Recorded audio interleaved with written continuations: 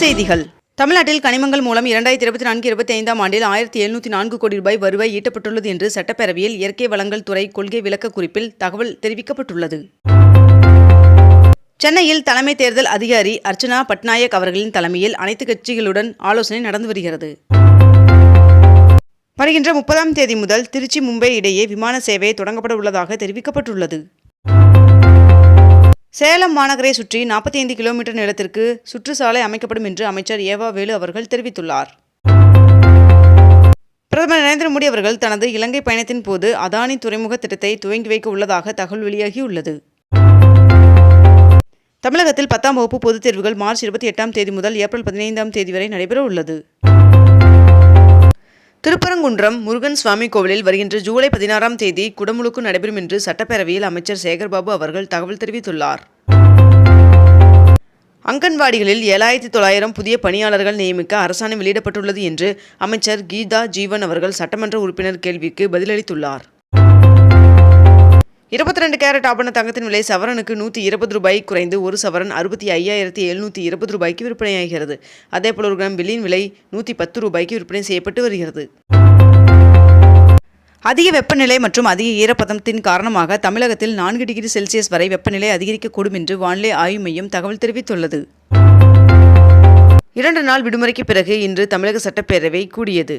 மேலும் நீர்வளத்துறை மானிய கோரிக்கை மீதான விவாதம் இன்று நடைபெறுகிறது. தமிழ்நாடு அரசு போக்குவரத்து கழகம் மதுரை கோட்டம் சார்பில் மதுரையில் 36 புதிய பேருந்துகளின் இயக்கத்தை அமைச்சர் மூர்த்தி அவர்கள் தொடங்கி வைத்தார். கடலோர பகுதியில் வசிக்கும் மக்கள் எப்பொழுதும் விழிப்புணர்வுடன் இருக்க வேண்டும் என்று நடிகர் ரஜினிகாந்த் அவர்கள் வீடியோ வாயிலாக கேட்டுக்கொண்டுள்ளார். ஓமலூர் ஊராட்சி ஒன்றியத்திற்குட்பட்ட பகுதியில் கடந்த 4 ஆண்டுகளில் 422 கோடி ரூபாய் மதிப்பில் வளர்ச்சி திட்ட பணிகள் மேற்கொள்ளப்பட்டுள்ளதாக சுற்றுலாத்துறை அமைச்சர் ராஜேந்திரன் அவர்கள் தெரிவித்துள்ளார். இன்றும் நாளையும் வங்கிகளில் நடைபெற இருந்த வேலைநிறுத்தம் வாபஸ் பெறப்பட்டுள்ளது. ரமலான் நோன்பினை முன்னிட்டு தேமுதிகவின் சார்பில் இஃப்தார் நோன்பு திறக்கும் நிகழ்ச்சி நடைபெற்றது.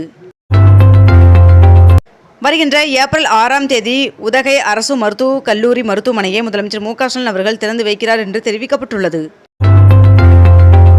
இலங்கையில் உள்ள கோவிலுக்கு 30 லட்சம் ரூபாய் மதிப்பிலான ஐம்பொன் சிலைகளை சுவாமி மலையில் தயாரிக்கப்பட்டுள்ளதாக தெரிவிக்கப்பட்டுள்ளது. திருப்பதி தேவஸ்தானத்தில் வருகின்ற மார்ச் 25ஆம் தேதி காலை 6 மணி முதல் 10 மணி வரை 4 மணி நேரத்திற்கு அனைத்து தரிசனங்களும் ரத்து செய்யப்படுவதாக தேவஸ்தானம் அறிவித்துள்ளது. காரைக்கால் கேந்திரிய வித்யாலயா பள்ளியில் 1ஆம் வகுப்பு சேர்க்கைக்கான குலுக்கல் இன்று நடைபெற உள்ளது. பாம்பன் புதிய ரயில் பாலத்தை பிரதமர் நரேந்திர மோடி அவர்கள் விரைவில் திறந்து வைப்பார் என்று தெற்கு ரயில்வே அறிவித்துள்ளது.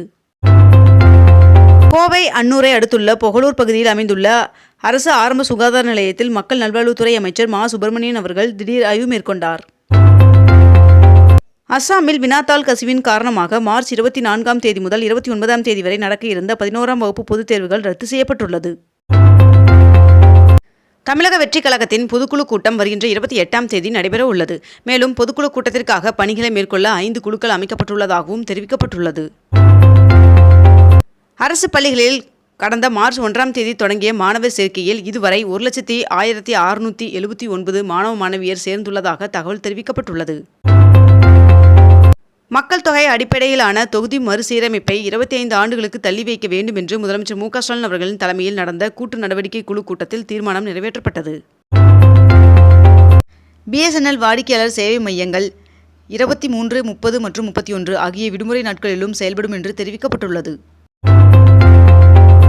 நீலகிரி மாவட்டத்தில் பல்வேறு பகுதிகளில் தற்பொழுது ஜெகரண்டா மலர்கள் பூத்துள்ளது.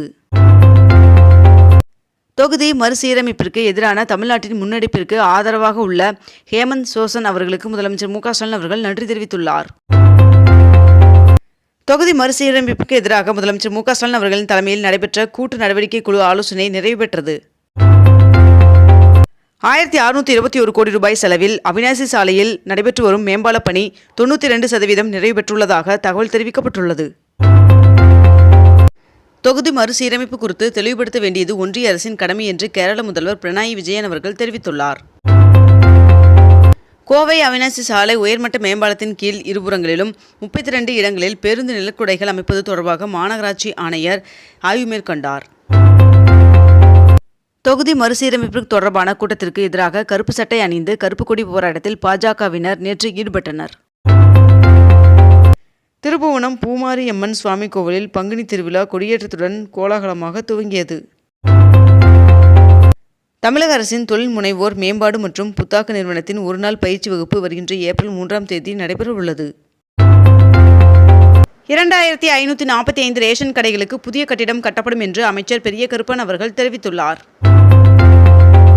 அமைச்சர் ராஜகண்ணப்பன் அவர்களுக்கு எதிரான தேர்தல் விதிமீறல் வழக்குகளை ரத்து செய்து உயர்நீதிமன்றம் உத்தரவிட்டுள்ளது.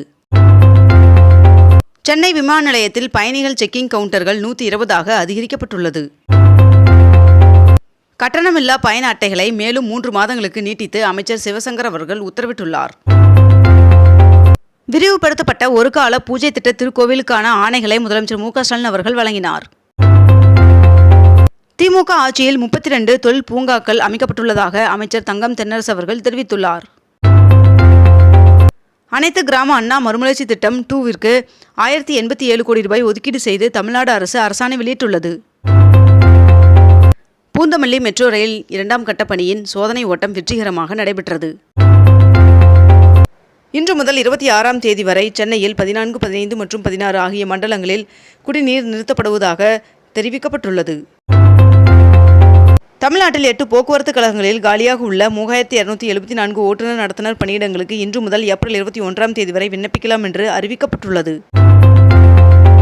சாம்பியன்ஸ் கோப்பையை வென்ற இந்திய அணிக்கு 58 கோடி ரூபாய் பரிசுத் தொகை வழங்குவதாக BCCI அறிவித்துள்ளது. கிராமங்களில் அரசு திட்டங்கள் மூலம் கட்டப்பட்ட பழுதுபார்க்க இயலாத வீடுகளை மறு கட்டுமானம் செய்யும் திட்டத்திற்கு இந்த ஆண்டில் 600 கோடி ரூபாய் ஒதுக்கீடு செய்து அரசாணை வெளியிடப்பட்டுள்ளது. நகை கடனுக்கான விதிமுறைகளை இந்திய ரிசர்வ் வங்கி மாற்றி அமைத்துள்ளது. இதனால் ஏழை நடுத்தர மக்கள் பாதிக்கப்படுவார்கள் என்றும் நகைக்கடன் தொடர்பான புதிய விதிமுறைகளை ரிசர்வ் வங்கி திரும்பப் பெற வேண்டும் என்றும் பாமக தலைவர் ராமதாஸ் அவர்கள் வலியுறுத்தியுள்ளார். கொடைக்கானல் மலைப்பகுதியில் நடந்த கணக்கெடுப்பில் 200க்கும் அதிகமான பறவை இனங்கள், 25 அரிய வகை பறவை இனங்கள் இருப்பது தெரியவந்துள்ளது. ராமநாதபுரம் மாவட்டம் தொண்டி அருகே கடலில் ஃபைபர் படகில் தத்தளித்த இலங்கையை சேர்ந்த 2 மீனவர்கள் மீட்கப்பட்டுள்ளனர். உலமாக்கல் மற்றும் பணியாளர்கள் நல வாரியத்தின் நலத்திட்ட பயன்களை பெற ஆதார் எண் கட்டாயம் என்று தமிழ்நாடு அரசு உத்தரவிட்டுள்ளது. கோவையில் உள்ள மருதமலை முருகன் சுவாமி கோவிலில் வருகின்ற ஏப்ரல் 4ஆம் தேதியன்று குடமுழுக்கு நடத்த அறநிலைத்துறை முடிவு செய்துள்ளது. தொழில் முனைவோர் மேம்பாட்டு திட்டத்தின் மூலம் வருகின்ற 26ஆம் தேதி முதல் 15 நாட்களுக்கு சூரிய சக்தி நிறுவல் பயிற்சி நடைபெறும் என்று தமிழ்நாடு அரசு அறிவித்துள்ளது. இத்துடன் இன்றைய தலைப்புச் செய்திகள் நிறைவடைகின்றன. மேலும் இதுபோன்ற அண்மை தகவல்களை உடனுக்குடன் தெரிந்து கொள்ள அக்னிபூ சேனலை சப்ஸ்கிரைப் செய்து கொண்டு தொடர்ந்து இணைந்திருங்கள். நன்றி, வணக்கம்.